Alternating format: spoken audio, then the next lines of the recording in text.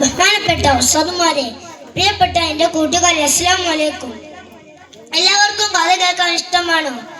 എന്നാൽ മുത്തുനബിയുടെ ജന്മദിനത്തിൽ ഈ സുന്ദരമായ വേദിയിൽ ഞാൻ ഒരു കൊച്ചു കഥ പറയാം. ശ്രദ്ധിച്ചു കേൾക്കണേ.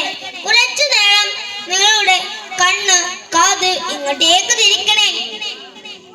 ഹിജ്റ 6-ാം നൂറ്റാണ്ടിൽ ജീവിച്ചിരുന്ന ഒരു വലിയ മഹാന്റെ കഥയാണിത്. എന്റെ കഥയുടെ പേര് ഹബീബിനെന്ന് പറ്റി.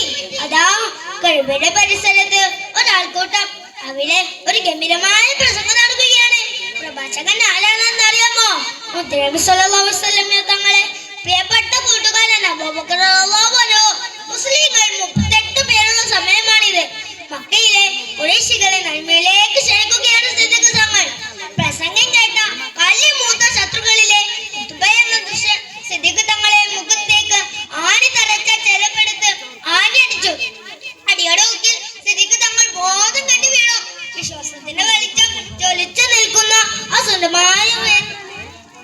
സുന്ദരമായ മുഖം വികൃതമായി എല്ലാവരും മരിച്ചുപോയി എന്ന് കരുതി ഒറ്റവർ തങ്ങളെ വാരിയെടുത്ത് വീട്ടിലേക്ക് കൊണ്ടുപോയി. അവിടുത്തെ ഉമ്മയും ഉപ്പയും വിളിച്ചു നോക്കി.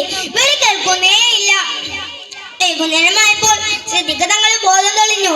ഉടനെ ചോദിച്ചു, എന്റെ ഹബീബിനെ എന്ത് പറ്റി?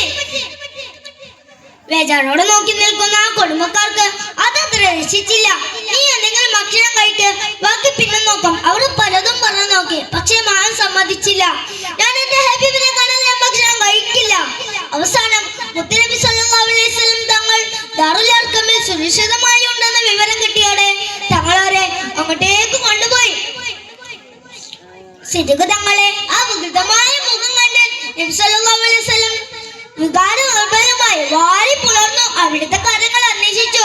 എനിക്ക് ചെറിയ മുറിയുള്ളൂ, അങ്ങേക്ക് വലുതും പറ്റിയോ? അതായിരുന്നു അപ്പോൾ മഹാന്റെ ചോദ്യം. നോക്കൂ കൂട്ടുകാരെ, സ്നേഹത്തിന്റെ കിതാബിൽ മറ്റാർക്കും എഴുതി ചേർക്കാനാവാത്ത വിധം അലിഞ്ഞു ചേർന്ന ഹബീബിന്റെയും ഹബീബിന്റെയും ഈ ജീവിതം എന്തൊരു ഭംഗിയാ. അവരെ പോലെ നമുക്കും നമ്മുടെ ഹബീബിനെയും പ്രിയമാക്കാൻ അല്ലാഹു തആല തൗഫീഖ് നൽകട്ടെ. ആമീൻ. ഇത്രയും പറഞ്ഞ് ഞാൻ എൻ്റെ കൊച്ചു കഥ അവസാനിപ്പിക്കട്ടെ. അസ്സലാമു അലൈക്കും.